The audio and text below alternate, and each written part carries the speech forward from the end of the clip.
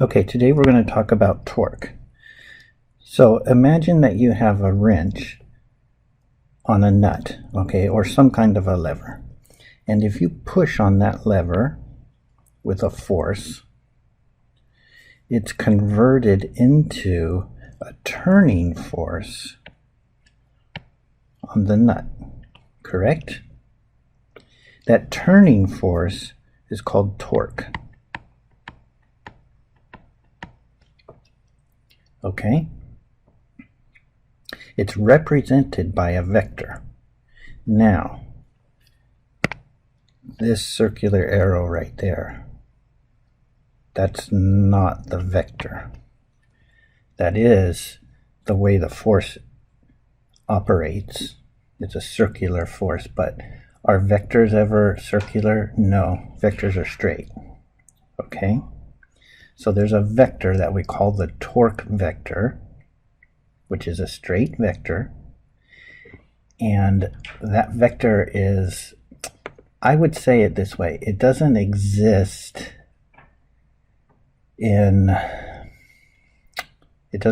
physically as a vector. It's an abstraction. Okay?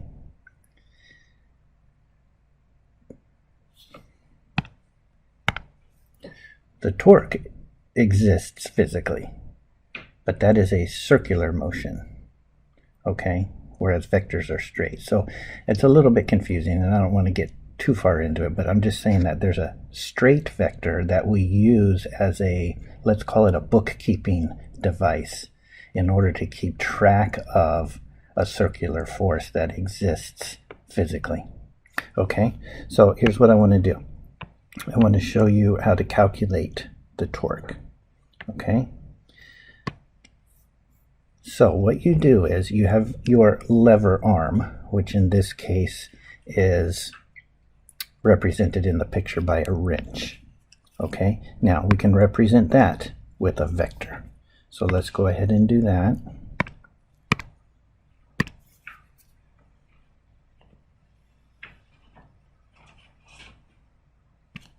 Okay, so that vector is a vector representing what we call the lever arm. Okay, so let's call that vector lowercase l to stick with the notation in the book. Okay, and then you push on the wrench. We can represent that force that you apply to the wrench with a vector. Okay, so let's just draw like this. Okay, we'll call that F.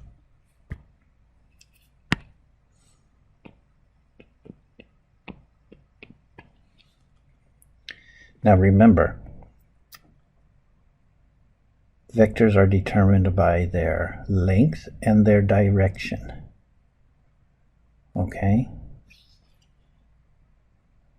I could draw that same vector like this. Let's see if I can grab that vector.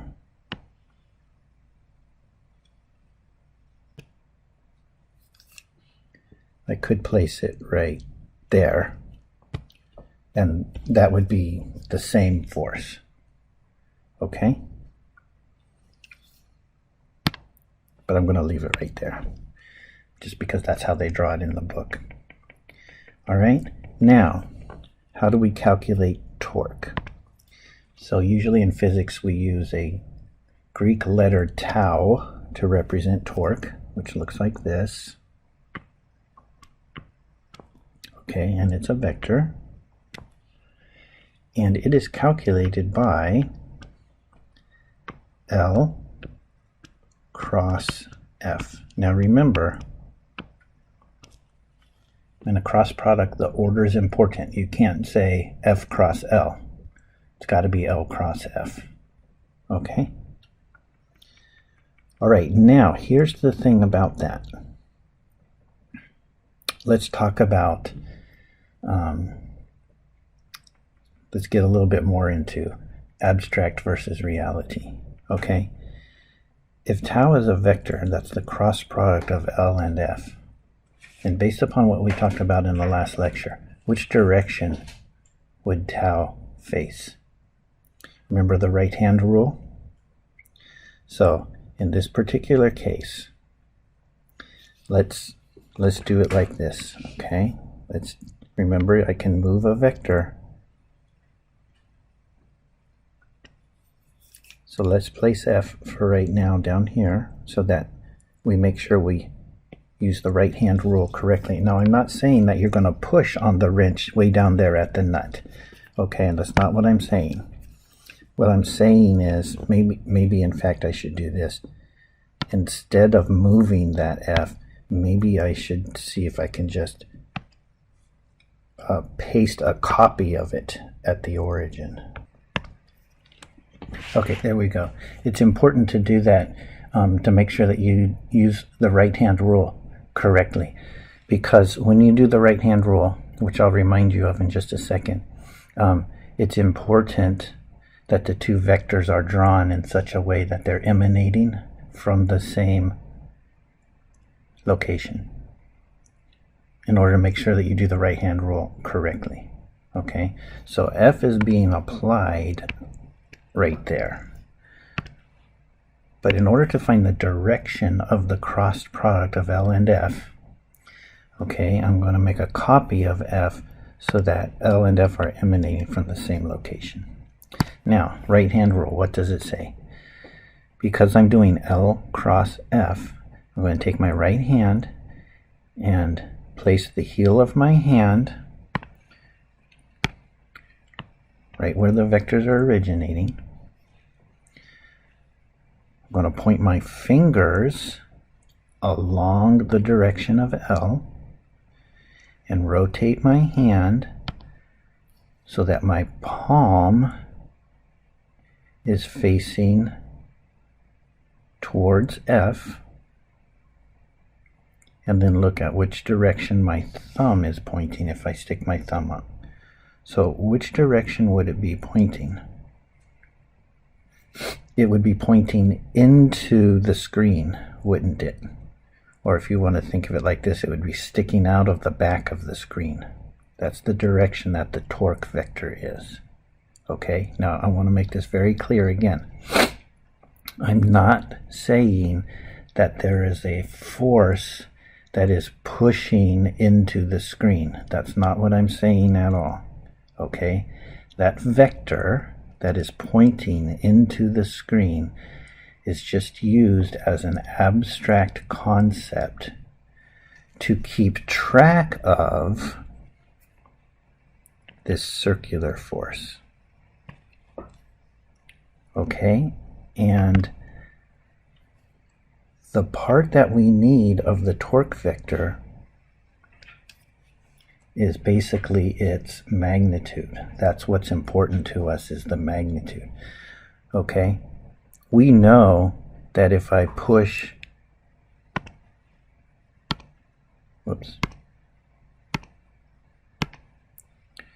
one second here.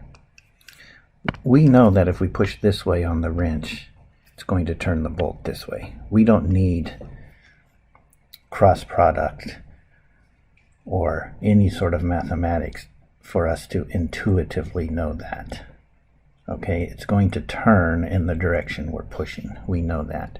Okay, but what we don't know intuitively is how strong is that turning force going to be. So what we use the torque vector for isn't really the direction of the torque vector. What we use it for mostly is just to figure out the magnitude of the torque. Okay? Now, let me ask you a couple of questions. Let's calculate a certain torque. Okay, so let's suppose, for the sake of argument, right now, let's suppose that that wrench is 2 feet long. Okay, let me write this out.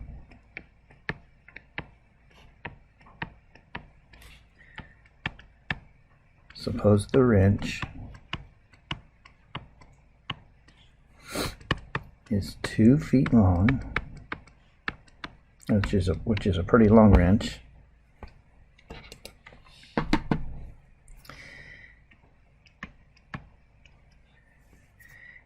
And is situated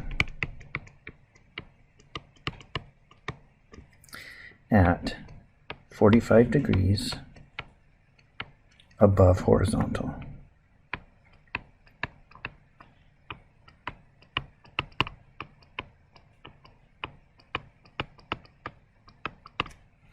Okay, so that means this angle right here is 45 degrees.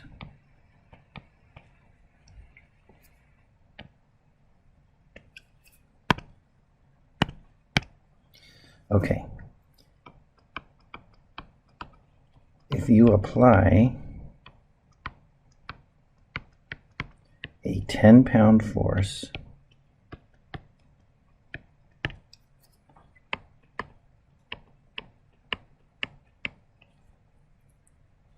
to the end of the wrench,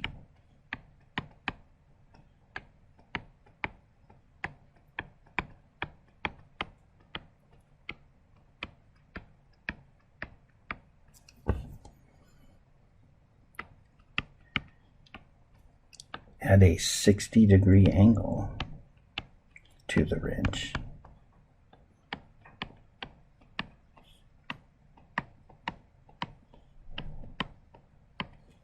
how strong will the torque be?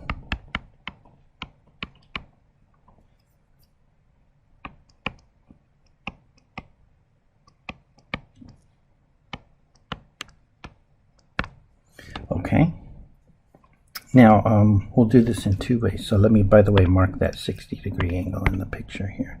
That's here, 60 degrees. Okay, so we can do this two ways. One way, let me shrink this down. One way is we can decompose the vectors L and F, okay, into horizontal and vertical components. So this should be getting a little bit familiar to you now. Okay, for L, what we can do is draw this triangle.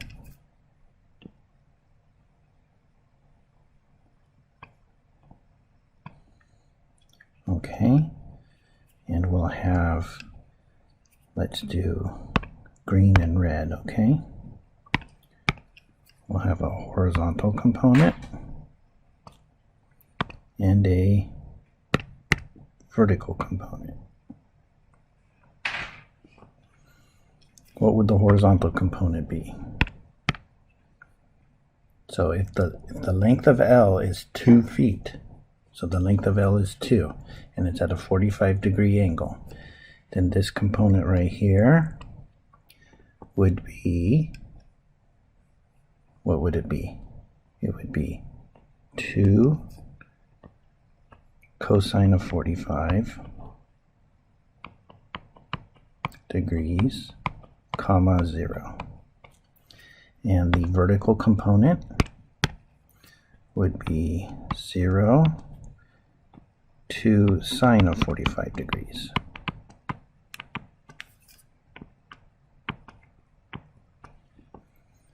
Okay, and if we put those together, what do we get? We get 2 times root 2 over 2, comma 2 times root 2 over 2. So in other words, we have root 2, comma root 2. Okay, that's what L is.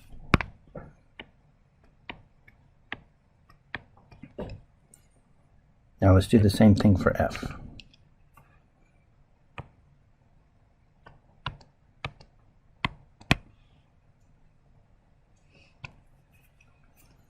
For F, we can draw this triangle.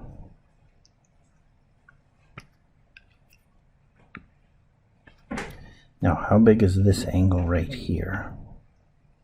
That's not the 60-degree angle, is it? The purple vector is already at a 45-degree angle.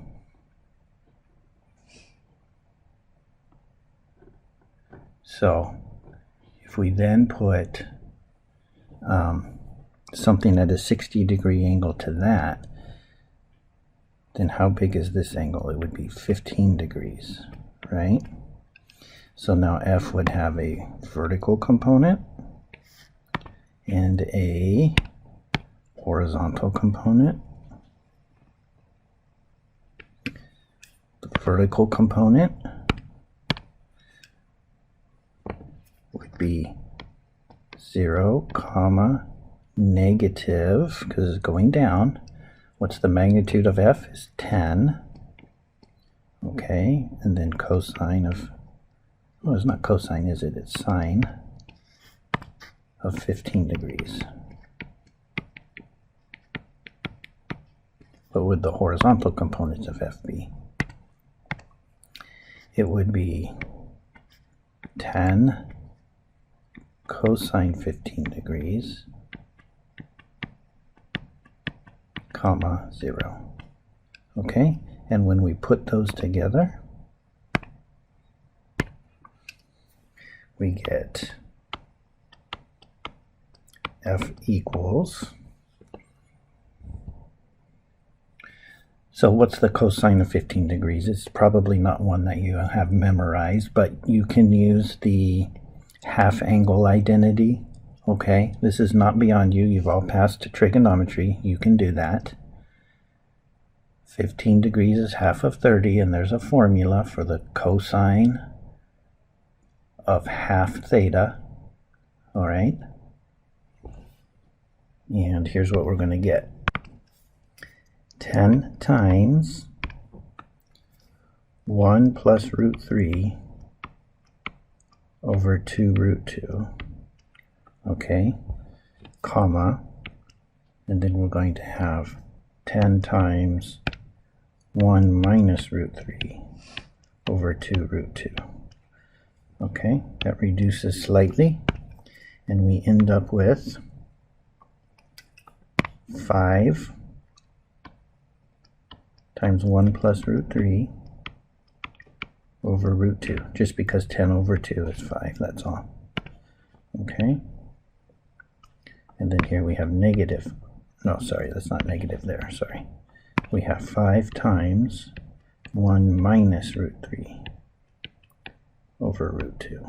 Okay, all right, and the torque is simply the cross product of those two.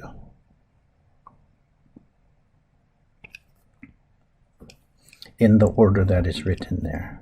Okay, so torque will equal root 2 comma root 2 cross with 5 times 1 plus root 3 over root 2 comma 5 times 1 minus root 3 over root 2. Okay, but there's a catch, isn't there? There sure is. What did we say that we're do cross product with? What? How many dimensions? Do you remember that? I said we only do cross product in 3 dimensions, right? So how are we going to do this? Our vectors are only in 2 dimensions. Well, they're actually in 3 dimensions if you just add a 3rd dimension on there and write it as 0. In fact, we had kind of been doing that, even though I didn't point it out, because I said the torque vector points into the screen. Sometimes it points out of the screen. You got to use the right hand rule to see which direction. But because of that, that means that we actually are operating in 3 dimensions. Okay? It's just that for these vectors L and F, the 3rd component is a 0. All right? So let's fix that.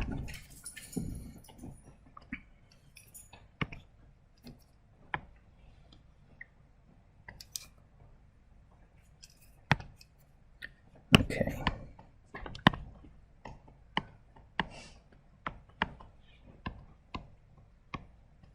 Okay, so how do we calculate the cross product?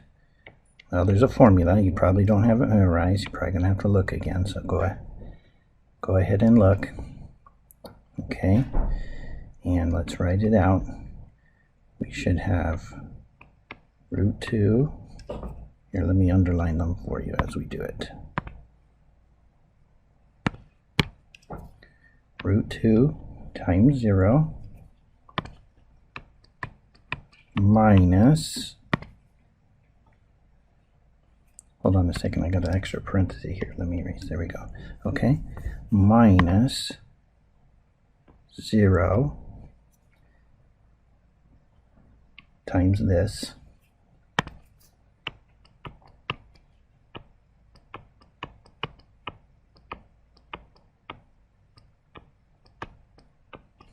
okay. Next component.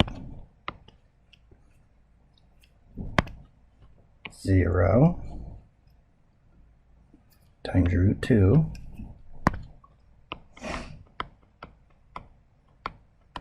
minus this times 0.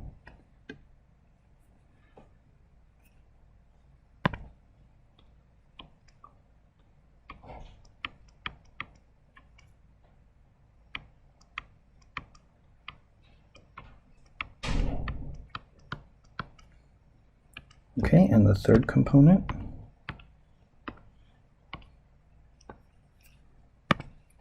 root 2 times this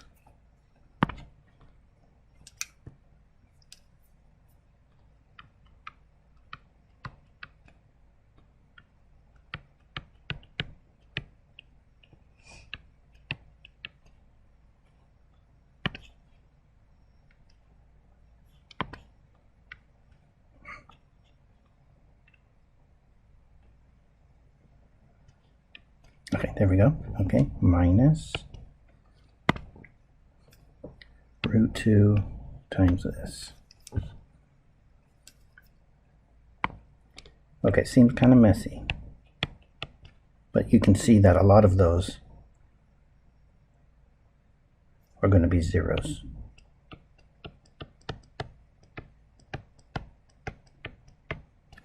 Okay, so let's work this out here. So the first component is a 0.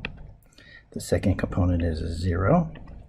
The third component, let's work this out. We're going to have 5 times 1 minus root 3 minus 5 times 1 plus root 3. So that'll be 5 minus 5 root 3 minus 5 root 3. So we end up with negative 10 root 3.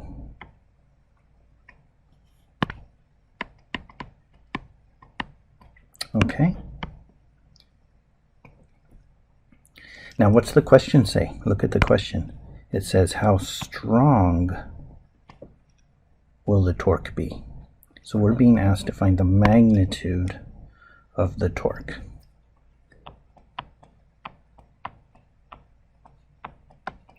So the magnitude of the torque will be the square root of 0 squared plus 0 squared plus negative 10 root 3 squared. And what's that going to equal? It's going to equal the square root of, well, let's just write the answer. It's going to be 10 root 3, isn't it?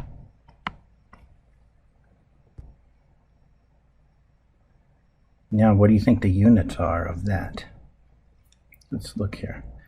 What are the units of the magnitude of L, or feet? What are the units of the magnitude of F? Is pounds. And we are doing a product of a vector measured in feet times a vector measured in pounds. And so what do we get for our units?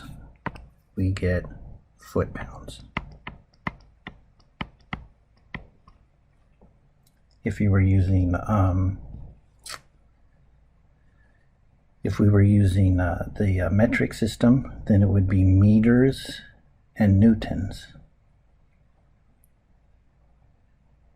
which people call Newton meters, not meter newtons, even though you actually have to put the the lever vector first, okay, and the force vector second. But when you write the units, people write Newton meters. Okay, now here's the good news. If you know your cross product, then this whole entire problem could be done much, much easier. Let me show you that we could have calculated this answer without actually calculating the torque. And actually, we would not even need to know these two things here. Okay, so let me show you how we could have done this much easier. If we know a little bit of stuff about cross product.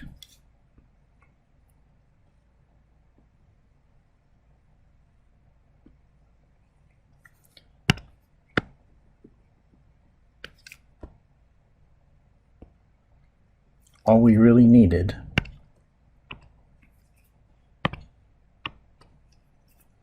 was this number, and this number. That's all we really needed, because do you remember something about cross product? So they're asking us for the strength of the torque. It says how strong will the torque be. So we only need to know the magnitude of torque. I don't really need to know, for this particular question, I don't need to know what the torque is. I just need to know its magnitude. And remember a formula? The magnitude of L cross F equals the magnitude of L times the magnitude of F times the sine of the angle between them, which is 2 times 10 times sine of 60, and we get 10 root 3. See how much faster that is?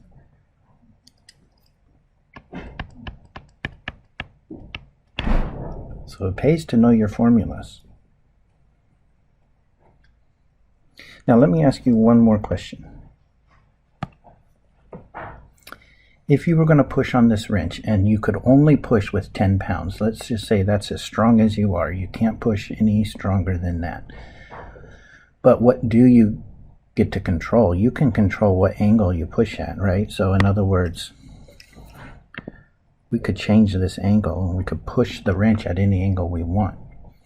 What angle would you push at in order to get the maximum magnitude? Whoops, I didn't mean to write the answer. Sorry. I meant to put a question mark. In order to get the maximum magnitude of torque, what angle would you push the wrench at? I think you probably know intuitively. But what do you think it would be? Think about that for a second. What would this angle be here in order to maximize the amount of torque if you don't have control over how long the wrench is, and also you can't push with more than 10 pounds? But you can choose the angle that you apply the force. Well, the magnitude of the torque is the magnitude of L, which in this case is 2, and we don't get to change that, times the magnitude of F, which is 10, and we don't get to make that any stronger. But we can change the angle, so we can make the angle so that it has the largest possible sine. What angle has the biggest sine? Well, you know that the biggest sine can be is 1. And what angle has a sine of 1? The answer is 90 degrees. So in other words, if you want to maximize the amount of torque, then you need to push perpendicular to the wrench. And in that case, the magnitude of torque will equal the magnitude of the lever arm times the magnitude of the force. And that's probably what you already knew intuitively, that you should push perpendicular to the wrench to get the most bang for your buck. But now you can prove that mathematically. Okay, that's the end of this lecture.